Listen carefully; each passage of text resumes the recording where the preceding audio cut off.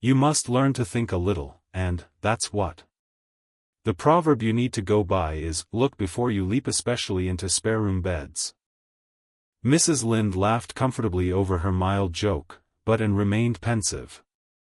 She saw nothing to laugh at in the situation, which to her eyes appeared very serious.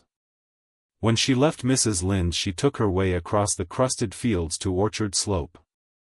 Diana met her at the kitchen door. "Your Aunt Josephine was very cross about it, wasn't she?" whispered Anne. "Yes," answered Diana, stifling a giggle with an apprehensive glance over her shoulder at the closed sitting-room door. She was fairly dancing with rage, Anne. Oh, how she scolded! She said I was the worst-behaved girl she ever saw and that my parents ought to be ashamed of the way they had brought me up.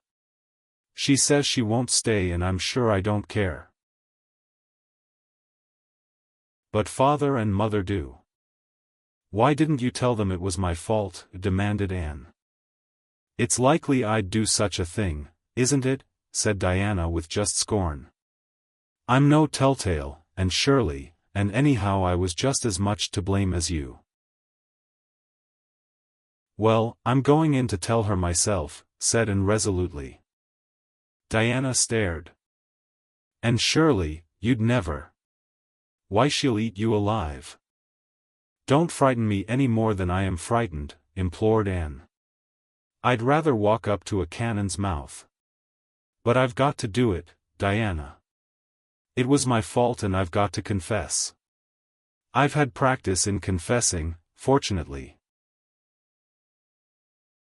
"Well, she's in the room," said Diana. "You can go in if you want to.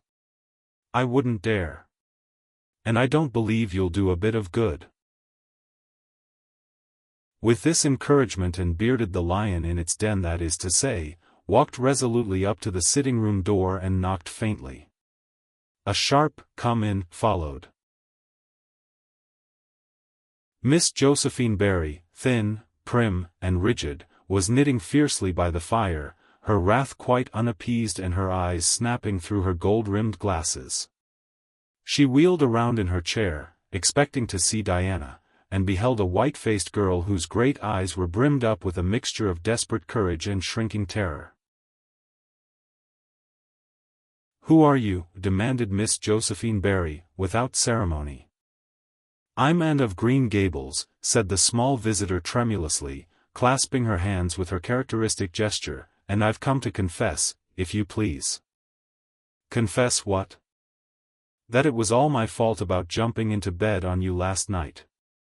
I suggested it. Diana would never have thought of such a thing, I am sure. Diana is a very ladylike girl, Miss Barry. So you must see how unjust it is to blame her."